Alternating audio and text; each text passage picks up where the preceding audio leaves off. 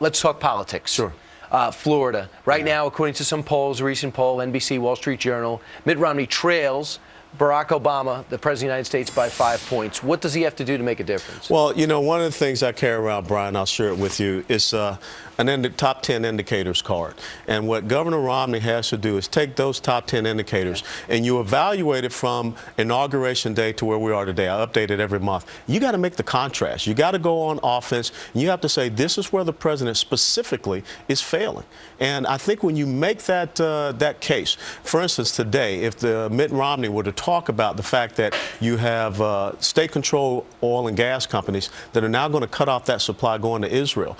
Well, a year ago, you know, the president got involved and said Hosni Mubarak had to step down. We were talking about the threat of the Muslim Brotherhood taking over there and some of the ramifications, and you're starting to see that. They're running someone for president. They're cutting off relations with Israel in many different ways. They threatened the United States of America if we didn't provide that $1.5 billion in aid. So along the lines of economic security, national security, and energy security, Governor Romney has to make that contrast. Do you think people in Florida care about that much about what's happening in Israel? Yes, they do. Absolutely. You have a large Jewish community in South Florida that is very concerned about it as well. When you start to talk about the gas prices and the fact that it was $1.84 on Inauguration Day, and today that average is $3.86, almost $3.90. What about the Hispanic community that located in Miami? Does the Republican Party and does Governor Romney have to embrace a form of the DREAM Act that Senator Rubio's been kicking around? Well, I think you have to be very careful for being seen as maybe pandering to a certain electorate